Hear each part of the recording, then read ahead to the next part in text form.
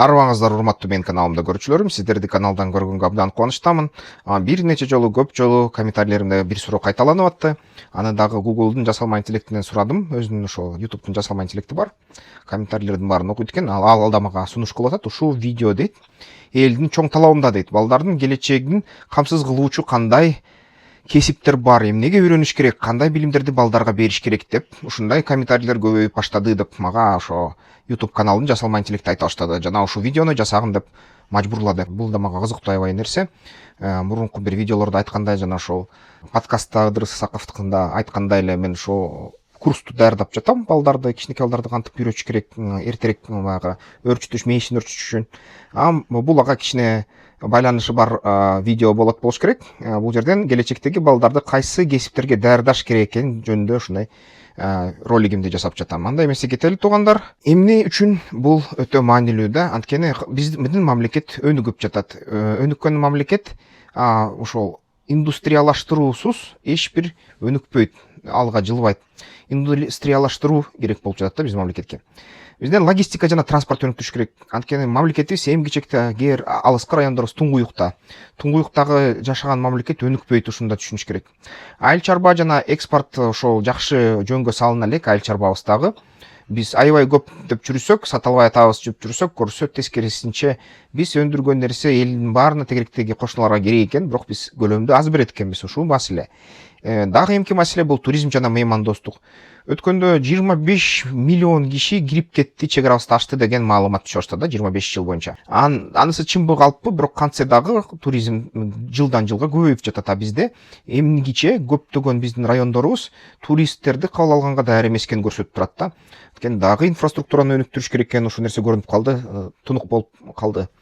Албетте баары IT курулуш, жасалма интеллект, жашыл технологиялар ошол нерсе менен коштолуш керек, эмесе ушул тараптар азыркы күнү дүйнөдө номер 1 ушундай тема болуп атат да. Эми 6 кесипти тандадым. Кантип ушуну тандадык? Биринчи мамлекеттик приоритеттерин карадык. Бизде мамлекетти өнүктүрүү ушундай стратегиябыз бар. 6 кесип кантип тандалды? Биздин мамлекеттик стратегиялар ошого бир таяндык. Өсүп жаткан эмгек рыногуна таяндык. Анан аралыктан глобалдык рынокто иштөө мүмкүнчүлүгүн дагы эске алдык. Жасалма интеллект менен толук алмаштыруунун кыйын болушу элди, ошону да эске алдык. Бирок азыркы кезде билесиңер, көптөгөн ушундай юристтер, экономисттер, ошондой эле бухгалтерлер, ошондой эле мисалы үчүн кагаз жумуш жасоочулар, ассистенттер, секретарлар, котормочулар баары өзүнүн жумуштарын жоготот. Ушул жасалма интеллект алардын жумушун өзүнө тартып алып, бул толук адамды алмаштырып салат эмес, адам ошол адистердин арасынан эң мыктыларын гана базарга калтырып, анан жардамчылары катары ушул жасалма интеллектти колуна карматып, калгандарын мындай көчөгө кубалап салат деген сөз. Бул деген чындык, бүгүнкү күнү ушул нерсе болуп жатат. Дүйнө жүзүндө болуп жатат, биздин да мамлекетте акырындан башталып жатат. Бул нерсе албетте коркунуч туудурат. Ошо көптөгөн экономист, юрист, международник жана башка переводчик дегендер, международный отношения дегендерге, бухгалтер дегендерге ушундай кесиптерди бул жасалма интеллект талкалап жатат. Жана ошол 5-чи себеп бул мектептен баштап үйрөнүү мүмкүн болушу. Ошо мектептен тарта үйрөнүүгө мүмкүн болушун карадык. Анда ошол 6 кесипти карайлы. Кайсы 6 кесипке үйрөтүш керек балдарды? Биринчиден бул IT, артист, программист. Бирок программисттер бүгүнкү күнү кодду жаттоо кылганы туура эмес болуп калды. IT экспорттук сектор эң тез өсүп жатат, албетте, бирок жаш программисттерди жумуштан кубалап атышат. Жаш жуниор программисттердин алардын жумушун жасалма интеллект жасап калды. Ошол эле Cloud Code, ошол эле GPT Codex дегендер, ошол эле мисалы үчүн Кытайлар чыгарган DeepSeek аякта ошол системалар vibe coding деген кубулушту пайда кылышты. Бул жерден программисттер эми канчалык жакшы код жазбаса дагы жөнөкөй кодду жасалма интеллект жазып коет. Саналуу эле убакыттын ичинде, 1 минуттан ичинде 6 жыл окуган программисттин жумушун жасап коет да. Ошон үчүн ушул жерден дал ошол жасалма интеллекттин жардамы менен кодду тууралаган адамдар керек болуп жатат да. Анткени биринчиден контекстти түшүнүш керек туугандар. Ал үчүн аябай көп тажрыйба керек, билим керек, ар кайсы тармактардан билим керек. Ошол нерсе аябай татаал да, бериш контексттик түшүнүү деген нерсени. Бирок кандайдыр бир аракет кылыш керек туугандар. Ошо программист гана эмес, дал ошол жасалма интеллектти колдоно алып иштей турган жана текшериле турган программаларды жасаган IT адис керек дүйнөгө. Ушуларды алып атышат. Калган жаш программисттерди массалап ошол дүйнөлүк корпорациялар жумуштан кубалап атышат. 6000 деп, 7000 деп жумуштан кетирип атышат. Бир күндө эле SMS жиберип эле, бир SMS жиберип эле баарын ушинтип кетирип атышат. Ошон үчүн бул жерден IT адисин жөнөкөй эмес, жасалма интеллект менен колдонуп иштей турган адис керек да. Анан жогорку технология албетте дүйнө жүзүндө баары бир көптөгөн жылдар чечет. Аны түшүнгөн адам баары бир жасалма интеллекттен жумушун бердирбей, дагы эле жасалма интеллекти ошол өзүнүн жумушуна жумушап, ошондой иштей турган болот да. Аралыктан иштөөгө мүмкүнчүлүк берет бул нерсе. Жогорку эмгек акыны берет. Албетте ошол жасалма интеллекттин аркасынан бир аз түшүп калды эмгек акылары, бирок кантсе да баары бир бийик базарда. Анан глобалдык рынок бул деген бүткүл дүйнө тараптарына ушу менен иштесе болот. Балдарды эмнеге үйрөтүш керек? Ушул жерден Python, JavaScript, англис тилин, математика жана логикасын үйрөтүш керек да. Экинчи кесип бул тармак бул жашыл энергетика инженери. Эмне үчүн Кыргызстанда бул керек? Анткени жашыл энергетика 2030 жылга чейинки негизги багыттардын бири өлкөнүкү, гидроэнергетика, күн, шамал энергиясынын потенциалы чоң. Мына мен Тайваньдан жаңы изилдеп келген ошол суу-тек энергетикасы дагы өсөт кийин. Энергияны үнөмдөө жана тейлөө үчүн инженерлер абдан керек. Анын артыкчылыктары мамлекеттер жана инвестор тарабынан туруктуу суроо талап бар. Азыртан баштап долбоорлор колдонулат, ошол долбоорлор колдолот. Техника жана экономия көнүмдөрдү дагы өздөштүрүүгө туура келет. Балдарга эмне үйрөтүш керек? Ошондо физикага басым жасаш керек, электротехникага, майда барат робототехника, ар кандай кичинекей радио башкарылуучу ушундай оюнчуктар жасатып ушуларга үйрөтүш керек да. Анан ошол экологиянын негиздери, КЭП негиздери жана техникалык англис тили керек. Англис тилсиз бул тармакта жасай албайсың көп нерсе, ошон үчүн англис тилин үйрөтүш керек. Агротехнолог үчүнчү кесип, агроинженер. Бирок бул деген жөн эле агроном эмес, жөн эле дыйкан эмес, бул деген агроинженер. Анткени бүгүнкү күнү айыл чарбачылык кадимкидей инженердик системага айланды. Бул жерден айыл чарба экономикалык негизги таянычы болот. Мал чарба органикалык казыктар жана экспорт өсөт. Талап суроо, талап чоң. Байттын баасы ошол 870-837 сом болуп атат. Бүгүн эле ошо глобуска барып келсем ушундай экен. Албетте санарип чарба кайра иштетүү жана кошумча нарык маанилүү болот. Жана ошол дүйнө жүзү боюнча эң алдыда бул жерде Дания, Нидерланды жана Израиль болуп жатат. Ошол Евразия экономикалык биримдикке жана Кытайга экспорттолот биздин товарлар көп. Сапаты, ошол салты жана технологияны бириктириш керек. Вертикалдык фермалар жасалып жатат. Вертикалдык фермаларда аябай көп ушундай помидор, бадыран, башка нерселер өстүрүлөт. Израилдиктер болсо суусу жок чөлдө ошондой тамчылаткан сугаруу менен жана генно модификацияланган атайын биоинженерлердин иш аракети менен жасалган ушундай помидорлорду, черри деген помидорлорду өстүрүшөт да. Башка ошондой кандайдыр бир жогорку продуктивдүү, даамдуу нерселерди өстүрүшөт. Данияда болсо вертикалдык небоскреб деп коет. Бир ошол 100 квадрат метрден 4 тоннага чейин бадыран өстүрө алышат да, салат өстүрө алышат. Гидропоника дейт, ошол агро инжиниринг деп атышат да, мындай баягы туман жасашат экен, жылуулатышат экен, теплица сыяктуу. Ушунун баары көптөгөн ушундай эффективдүүлүктү берет. Дал ошондой эле мисалы үчүн кээ бир учурда аквагидропоника деп коет. Бул деген балык жасаган аквариумдардын суусуна өсүмдүктөрдү өстүрүшөт, анткени балык азотту чыгарат көп. Ошондой көп технологиялар өнүгүп атат. Керек болсо мындай жердин гектарлап эмес, 100 эле метрде ошо тонналаган продукцияны өстүрүү бул бүгүнкү күнү технологияга айланып кетти жана аябай эффективдүү өнүгүп баратат. Биз Кыргызстанда болсо эң кичекти ошол эле 4 тоннаны 1 гектардан чыгарганга аракет кылабыз да. Ошон үчүн биз кичине артта калып баратабыз, туугандар алга жылыш керек болуп жатат, ушулардан үйрөнүш керек болуп атат. Балдарды эмнеге үйрөтүш керек? Биология, химия, дрондорду колдонуу, IoT деген бул интернет, бул деген нерселердин интернети деп аталат. Internet of Things деп которулат. IoT бул деген эмне? Бул деген ар кандай майда барат роботтарды, кичинекей мындай мотор, сервомоторлорду, жабдыктарды интернет менен бириктирип, бир системада иштегенге үйрөтүү. Ушул нерсеге үйрөтүш керек болуп жатат. Жана ишкердик жана маркетингке сөзсүз үйрөтүш керек. Төртүнчү ошондой кесип бул туризм жана меймандостук хадиси. Бул биздин приоритеттүү багыттардын бири деп эсептелет биздин мамлекеттик документтерде. Тоолор, ысык көл, лыжа базалары жана этнотуризм чоң потенциалды көрсөтүп жатат бүгүнкү күнү. Ошол адистер бул жерде жетишсиз болуп жатат. Өзгөчө ушундай гидтер, меймандостук мындай адистери. Бул жерден артыкчылыктары өсүп жаткан сектор тез өсөт, жыл бою иштөөгө өтүүгө алып келет жана ошол рекреациялык ресурстар кайра калыбына келет.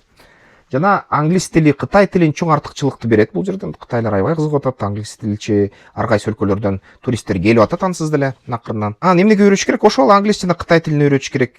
Ошо санарип маркетингке үйрөтүш керек. Эл менен сүйлөшкөнгө, элге тейлөө бергенге, көңүлүн алганга ушул нерселерге үйрөтүш керек болот да. Албетте акчаны да өз орду менен алганга үйрөтүш керек. Бул жерде да технология керек. Баягы агрегаторлордон долбоорлорго ошо клиент табылат. Жана кошумча алар менен баарлашканда да жаңы технология менен иштешкенге үйрөнүш керек. Курулуш инженерлери. Курулуш инженер логистика адиси керек биздин мамлекетке. Жолдор, кампалар, темир жолдор, долбоорлору керек бизде. Алар кардарларды талап кылат көп. Кыргызстан аймактык логистикалык хабка айлануу мүмкүнчүлүгүнө ээ, анткени тал ортосунда турат да, батыш чыгыштын ортосунда. Курулуш сектору өсүү инженерлерге суроо талап жаратат. Бул жерден артыкчылыктары туруктуу жумушту пайда кылат. Өлкө ичинде жакшы кириши, эл аралык долбоорлорго катышканга мүмкүнчүлүк берет. Кайра эле бул жерден англис тилин окуш керек. Балдарга эмне үйрөтүш керек? Математика, сызуу, жеткирүү чынжырлары, логистика боюнча ошол LS7 дегенди үйрөтүш керек. Анын ичинен дагы программерлөө, ушуну атайын долбоорлорду чийүү боюнча программаларга үйрөтүү. Долбоорлорду башкарууга дагы үйрөтүш керек. Бул деген башкаруучулук жөндөм, элди башкарганга, долбоорлорду башкарганга, аягына чейин жеткиргенге үйрөтүш керек болот. Эми 5-чи да кайсы кесип? Бул геолог, токен инженери, эколог. Биздин мамлекетте токенде абдан көп мындай байлык катылган, эми-кечекти ага жете албай жүрөбүз. Эми-кечекти өзүбүз иштете элекпиз, эми-кечекти чет элдикилер келип бизди чалгындап кетет, иштешет. Токен өнөр жай экономикада маанилүү бойдон калууда туруктуу казып алуу жана экологиялык талаптар күчөп жатат, индустриялаштыруу, квалификациялык кадрларды талап кылып жатат, а биз эми-кечекти аз берип атабыз да. Артыкчылыктары жогорку кирешени берет. Эл аралык компаниялар менен иштесе болот. Жашыл технологиялар менен айкалыштырууга талап түзөт, анткени бул деген тоону тешиш оңой эмес. Тоону тешсең уусун чыгарып алсаң, эл кырылат да, мал кырылат, жаныбар кырылат. Ошон үчүн бул жерден дагы экология менен туура айкалыштыруу бул биринчи орунда. Балдарды эмнеге үйрөтүш керек? География, химия, экология, геологиянын негиздери, тоо иши, коопсуздук жана экологиялык башкаруу, ушул нерселерге үйрөтүш керек. Бул жерден абдан көп кызыктуу кесиптер бар, майда кесиптердин бөлүкчөлөрү. Ушунун баарын үйрөтүш керек. Анан бардык кесиптерге керек жалпы көнүмдөр баарына англис жана Кытай тилин үйрөтүш керек, бул сөзсүз. Санариптик сабаттуулукка үйрөтүш керек, компьютер менен иштөө, жасалма интеллект менен иштөө, жасалма интеллектти жасоо керек болсо, жасалма интеллекттик агенттер менен иштөөгө үйрөтүш керек азыркы кезде. Долбоорлорду башкарууга үйрөтүш керек, ошо башкаруучулуктагы сапаттар керек да, ишкердик ой жүгүртүүгө керек, анткени көп учурунда бул долбоорлорду балдар өзү башташ керек болуп калат. Жумушка аларды эч ким албайт, даяр долбоор менен келиш керек. Команда жана коммуникация керек да. Ошол жерден коммуникация бул эл менен иштегенге үйрөнүш керек. Элди бириктирип, башын бириктирип, ушундай чогуу иштешкенге мүмкүнчүлүк түзүш керек. Бул көнүмдөрсүз мадалдуу да кесип ийгилик алып келбейт. Ошон үчүн келечекке даяр бала ушул бүт көнүмдөргө көнгөн болуш керек да. Анан Кыргызстанга кайдан окутса болот? Мектептен англис тил, математика, робототехника. Жогорку окуу жайларда бизде Кыргыз мамлекеттик техникалык университет бар, Токен университети бар, Кырсуу бар жана башка ошол окуу жайлар. Онлайн Курсерадан окусак болот, Степиктен, High Technology Park биздин баягы жогорку технологиялык парктан окусак болот, курстардан алса болот. Стажировкаларды, үйрөнүүлөрдү ушул акырындап компаниялардан, жеке ишкерлерден, ферма, мейманкана, энергия долбоорлоруна барып стажировкадан өтсө болот да. Долбоорлор болсо кайдан келет? Портфолио жана киреше алып келүүчү көнүмдөрдү үйрөнүш керек. Кичинекей кез мектептен баштап долбоорлордон улам жасаш керек балдар. Анан чоңойгондо долбоорлордун да саны, сапаты, акчасы да чоңоет да, бирок ичте мектептен башташ керек. Ошол фокус окуучунун колунда диплом гана эмес, дипломго көптөгөн чоң компаниялар жана финансылык институттар карабай калган. Бирок керек да баары. Болсо жаман эмес, бирок ал нерсе баарын чечпейт. Көп учурунда ошол жасаган иши, портфолиосу, практика жүзүндө, иш жүзүндө эмне кылганы ошол чечип калды да дүйнө жүзүндө азыркы ошол нерсени. Онун 5 жылдан кийин эмне болот? Бүгүн мектеп көнүм башталат. 2030-жылы экономикалыбыз индустриалдык, санариптик жана жашыл багытка өтөт толугу менен. 2040-жылдары квалификациялуу жергиликтүү кадрларга муктаждыктар өтө чоң өсөт ошол жерден. Анан суусайт окшойбуз эгерде аз үйрөтпөсөк. Бүгүн ушул 6 багытты өздөштүрбөсөк, албетте артта калабыз. Өздөштүрсөк, анда башылдарыбыз биздин дүйнөлүк эмгек рыногунда атаандаша алат деп эсептейм да. Эртең эмне кылуу керек деген суроого жооп издесек, ошол 10 жылда эмне кылыш керек экен? Мектептер программалоо, англис тили, робототехниканы киргизиш керек, агротехнология кружокторун көбөйтүш керек. Ата-энелер балдардын кызыгуусун 6 траектория менен бири-бири менен айкалыштырыш керек. балдар болсо бир багытты тандап акысыз онлайн курстардан жана чакан долбоорлордон башташ керек. Балдарга эме жер жигитке жетимиш өнөр аздык кылат дегендей эле ошол колдон келсе 6 багытты теңирөөтүш керек да. Албетте балдардын келечегин Кыргызстанда өсө турган нерселердин үстүнө куралы туугандар.